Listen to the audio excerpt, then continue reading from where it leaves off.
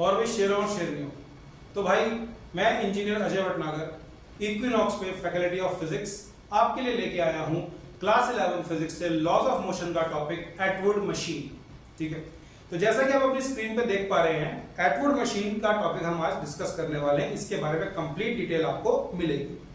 तो चलिए सबसे पहले हम स्टार्ट करते हैं। इस वीडियो में आपको क्या मिलने वाला है?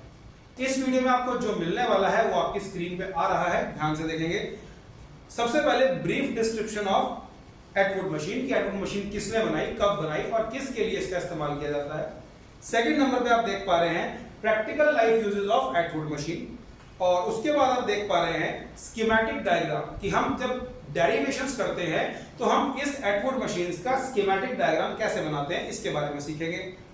फिर खास फोकस जो मेरा यहां पे रहेगा असम्पशंस के ऊपर कि व्हाई रोप इज मासलेस, रोप को मासलेस क्यों माना जाता है, why rope is inextensible and why friction between pulley and rope is ignored. इसके बाद हम चलेंगे डेरिवेशन ऑफ एक्सेलरेशन और टेंशन इन द स्ट्रिंग के ऊपर। Then we will discuss some NCERT questions and some complex pulley questions. तो चलिए start करते हैं। सबसे पहले हमारे पास टॉपिक है, जैसा कि आप देख पा रहे हैं, Who designed Atwood machine, और आंसर भी आपको स्क्रीन पे लिखा हुआ दिख रहा है। It was designed by George Atwood in 1784। ठीक है, और ये किसने बनाई गई थी? To study the Newton's laws of motion under constant acceleration system. ऐसे सिस्टम जिनके अंदर की एक्सेलरेशन कांस्टेंट रहती है उन्हें समझने के लिए एटवुड मशीन बनाई गई थी। चलिए रियल लाइफ एटवुड मशीन, जैसा कि आप स्क्रीन पे देख पा रहे हैं कि रियल लाइफ एटवुड मशीन इस तरीके से होती है जिसके अंदर की एक पुली होती है। पुली के ऊपर से एक जो है इनएक्सटेंसिबल थ्रेड जा रहा होता है और दो मासेस हमने उसके नीचे हैंग किए होते हैं। तो आई थिंक ये डायग्राम को देख के आपको समझ में आ रहा होगा कि भाई एटवुड मशीन प्रैक्टिकल लाइफ में दिखती कैसी है। अब देखिए इसके रियल लाइफ जो एप्लीकेशंस हैं, सबसे सिंपल एप्लीकेशंस आप लोगों ने तो नहीं देखी होगी बिकॉज आपकी जनरेशन तो जेन जी है। ठीक है, लेकिन जब पानी कुएं से निकाला जाता था तो उसमें एक पुली लगाई जाती थी। ठीक है, एक तरफ से उसको खींचा जाता था और बाल्टी को पानी में डाल देते थे और बाल्टी ऊपर निकल आती थी। Clear? That is the simplest example of your Atwood machine. इसके अलावा एटवुड मशीन का जो इस्तेमाल है वो बहुत तरह के इंडस्ट्रियल एप्लीकेशंस में भी होता है, जैसे कि जहां पर रेलवे के बड़े बड़े कंटेनर्स को उठाकर ट्रैक पे रखना, सॉरी ट्रैक पे नहीं, रेलवे उस पे लाइन पे रखना होता है जहां पर कि उनको लोड करके ले जाया जा सके आगे, तो वहां पर भी हम पुली का इस्तेमाल करते हैं। That is also an Atwood machine. Next we move on to schematic diagram. जैसा कि आप अपने स्क्रीन पे देख पा रहे हैं, ये है प्रैक्टिकल लाइफ एप्लीकेशन और ये है इसका स्कीमेटिक डायग्राम। ठीक है, तो आपको यहां पर दिख रहा होगा कि ये जो दो पुलीज, सॉरी ये जो दो मास हमने यहां पर स्ट्रिंग से हैंग कर रखे हैं, उसको हमने रियल लाइफ में या कह लें कि इसका जो डेरिवेशन करने का जो हमारा पॉइंट ऑफ व्यू है उसके लिए हमने इसको कैसे बनाया है डायग्राम को। यही डायग्राम आपको बुक्स के अंदर मिलेगा, लेकिन प्रैक्टिकल और स्कीमेटिक दोनों डायग्राम्स में क्या फर्क है ये आपको साफ साफ दिख रहा है। चलिए अब नेक्स्ट हम आते हैं अपने असम्पशंस के ऊपर। यहां पर आपको थोड़ा सा ध्यान देना है कि assumptions पढ़ते टाइम ये क्यों assumptions मानी गई हैं, इससे क्या होता है। सबसे पहला होता है कि रोप इज मासलेस, रोप को हम मासलेस मान के चलते हैं। अब देखो assumption है, प्रैक्टिकली तो ऐसा हो नहीं सकता कि रस्सी के अंदर वजन ही ना हो। क्लियर?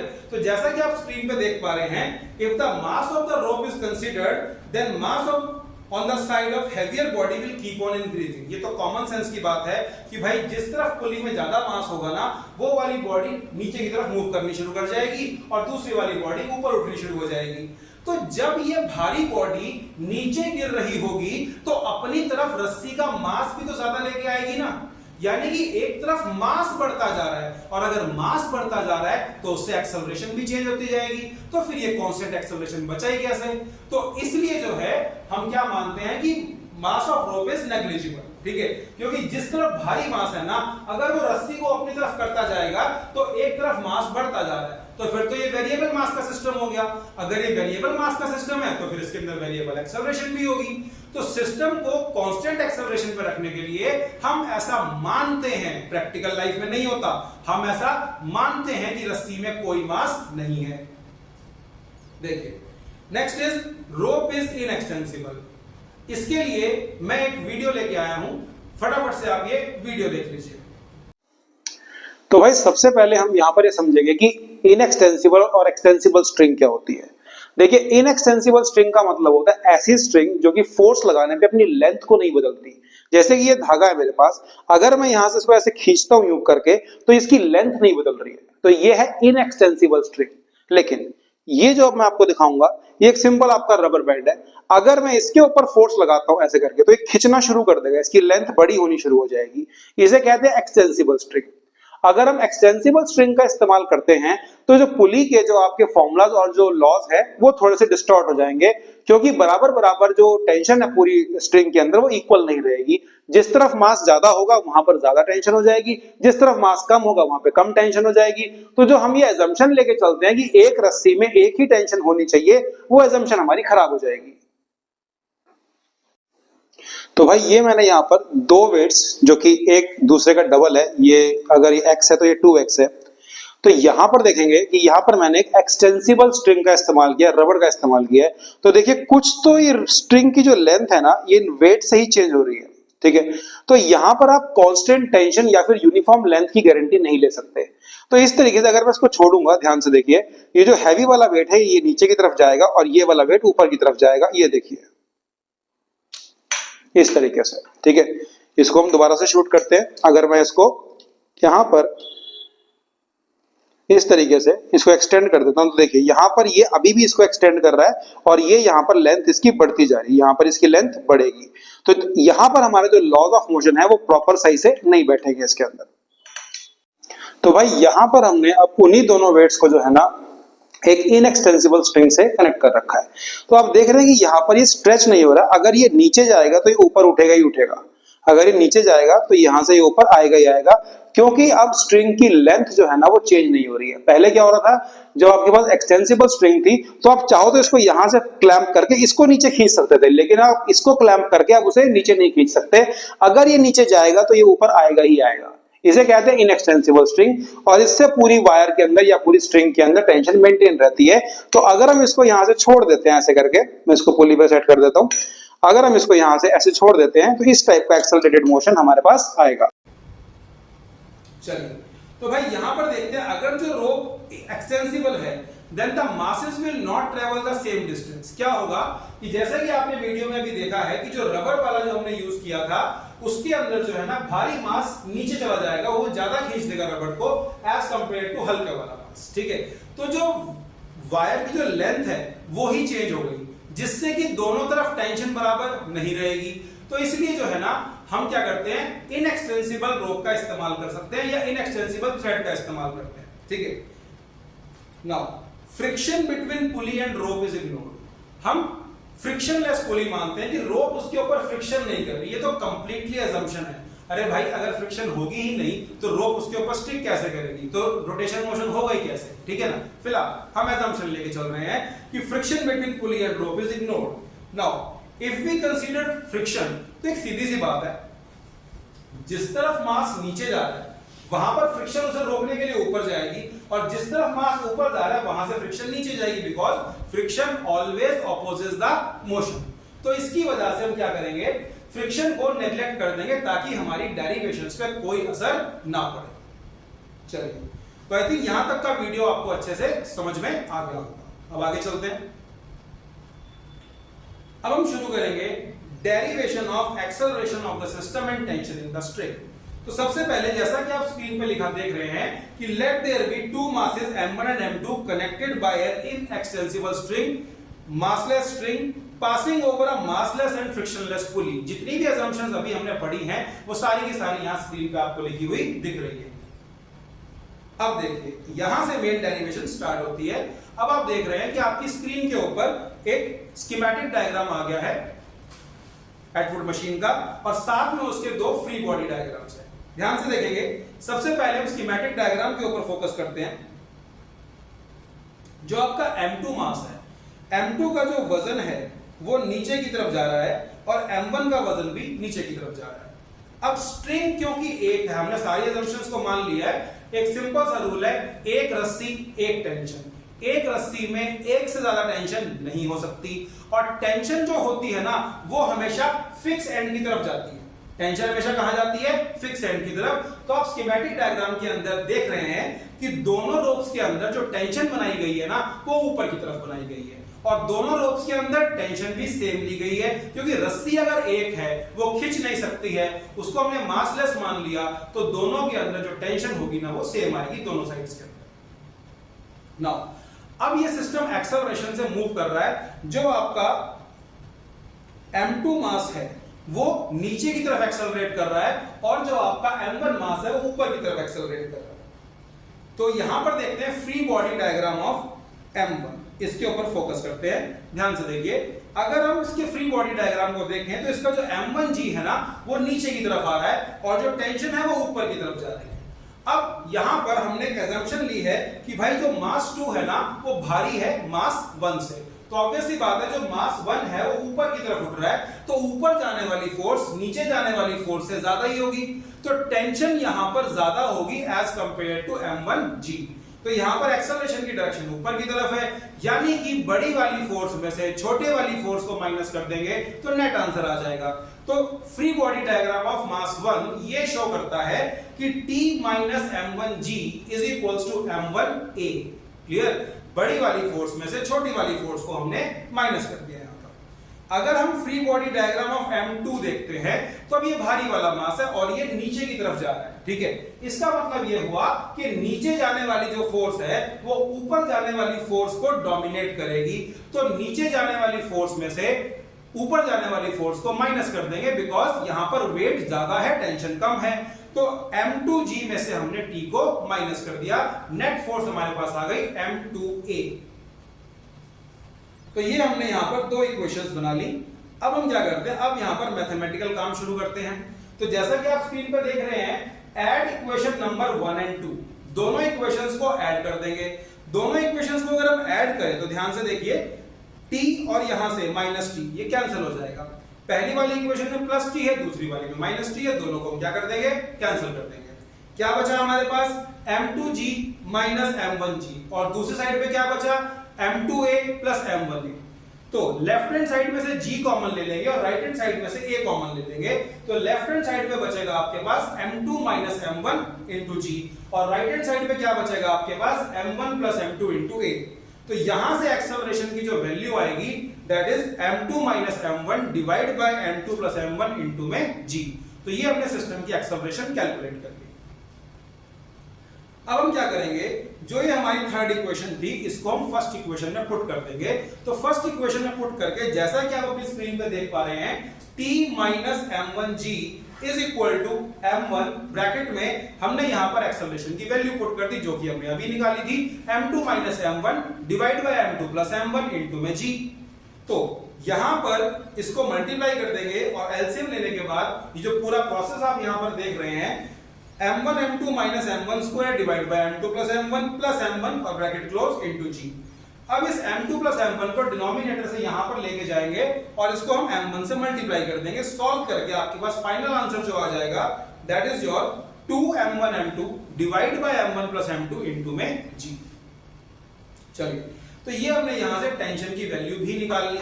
अब मैं आपको एक फॉर्मूला बता रहा हूं जिससे कि आपको ये याद करने की जरूरत ही नहीं पड़ेगी, जिससे कि आपको रट्टा मारने की जरूरत नहीं पड़ेगी कौन बड़ा कौन छोटा। देखिए, एक्सेलरेशन निकालने का सिंपल सा तरीका है difference of masses divide by sum of masses. ऊपर था m2 माइनस m1, नीचे था m2 प्लस m1।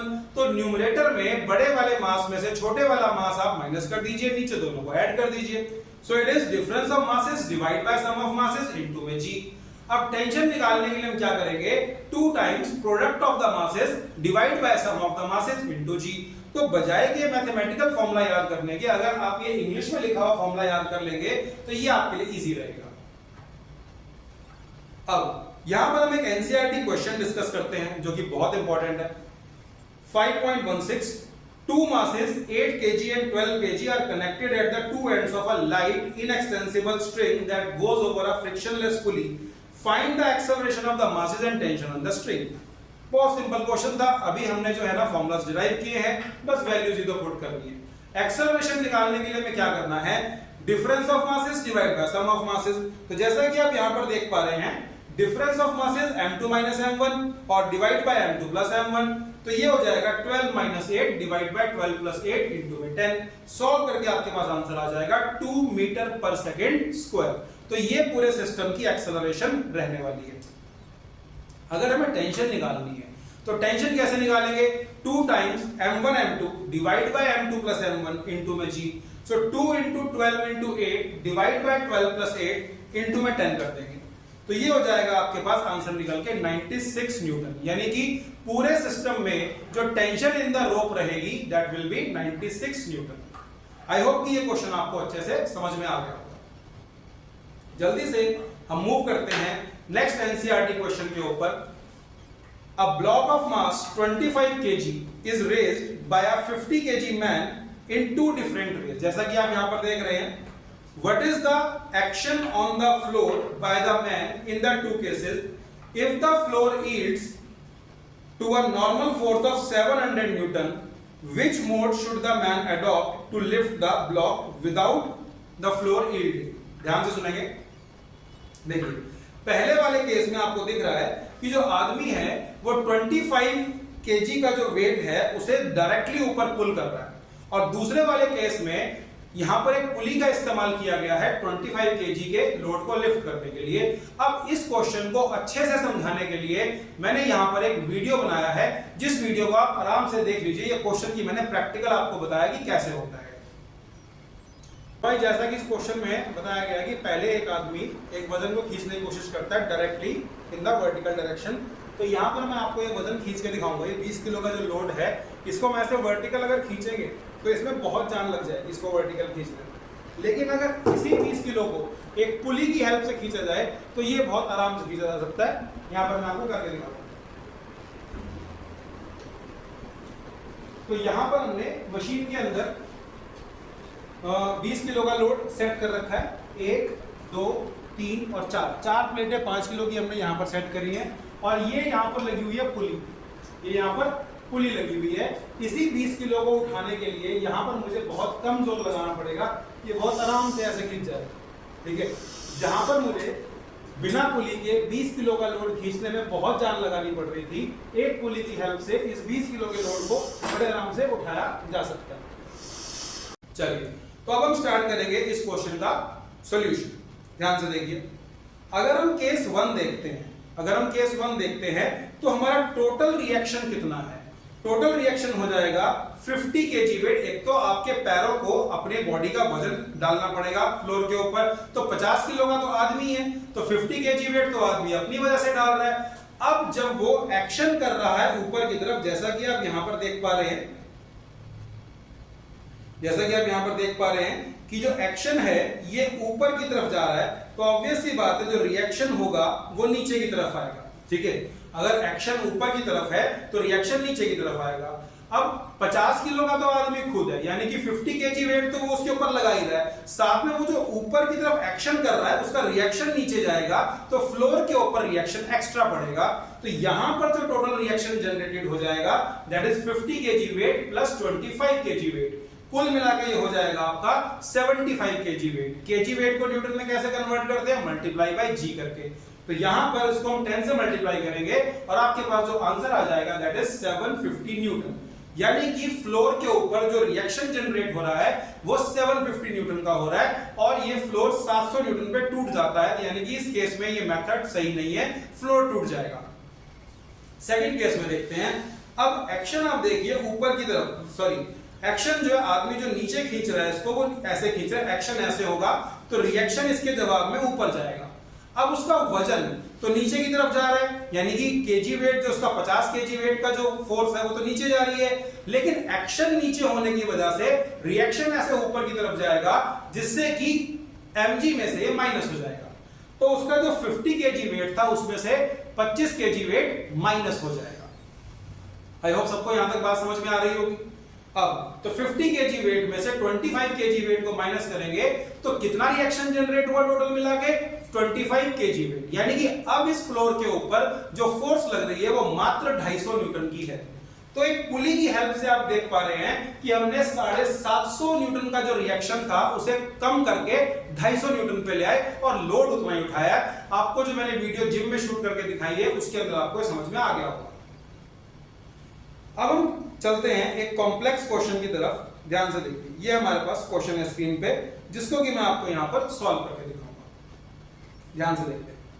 देखिए यहां पर एक 100 kg का वेट है, 100 kg लोड हमने इसके नीचे यहां पर लगा दिया।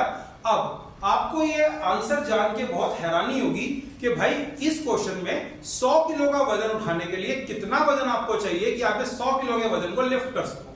चलिए तो क्वेश्चन शुरू करते हैं। सबसे पहले जो आपकी फर्स्ट पुली है, this is your pulley number 1, यहां पर टेंशन ऊपर की तरफ जाएगी, तो T1 यहां पर और T1 यहां पर, जैसे कि आप देख पा रहे हैं अपने स्क्रीन के ऊपर, ये मैंने दोनों टेंशन यहां पर कर दी है। नाउ जो दूसरी वाली पुली है, अब वो उसके अंदर जो टेंशन डेवलप होगी that is T2 and this is also T2। जो तीसरी वाली पुली है उसके अंदर यहां पर टेंशन T3 और इस वाले में भी T3 डेवलप होगी। अब क्योंकि यही वाली रिंग यहां पर आ रही है, ये वाली स्ट्रिंग इसके ऊपर से पास होकर यहां आ रही है, तो इस वाली के अंदर भी जो टेंशन जो हम फोर्स लगाएंगे वो आपकी T3 के बराबर होगी।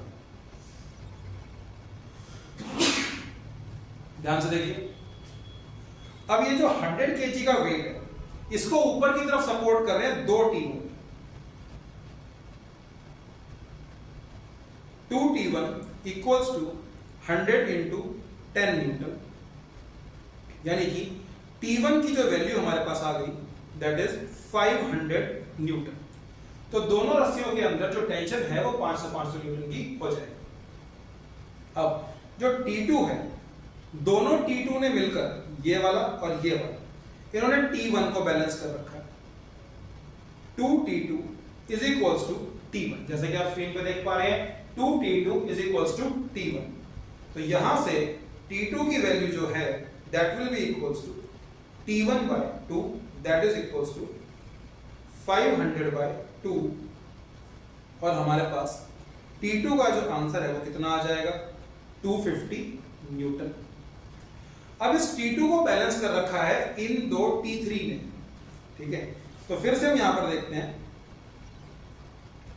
2T3 is equals to 250 Newton, तो T3 is equals to 125 Newton, यानी कि हमें सिर्फ 125 न्यूटन की फोर्स चाहिए थी इस 1000 न्यूटन की फोर्स को उठाने के लिए। अगर हम इसको मास में कन्वर्ट कर लें, mg इक्वल्स टू 125 न्यूटन, तो देखिए यहां पर m कितना निकल के आता है 12.5 न्यूटन, यानी कि मात्र 12.5 किलो का जो एक वजन एक पत्थर है वो 100 किलो के पत्थर को उठा देगा अगर हम यहां पर पुली सिस्टम यूज करते हैं। तो ये इसकी मैकेनिकल एडवांटेज है कि पुली किस तरीके से काम करती है। सो आई होप कि आपको आज का वीडियो अच्छा लगा होगा, और अगर आपको हमारा वीडियो पसंद आया तो प्लीज इस पर लाइक और सब्सक्राइब करें, कमेंट करें, कुछ और पूछना चाहते हैं, अपने डाउट्स लेना चाहते हैं तो कमेंट सेक्शन में लिख के बताएं। तो जल्दी ही मिलते हैं अगली वीडियो में।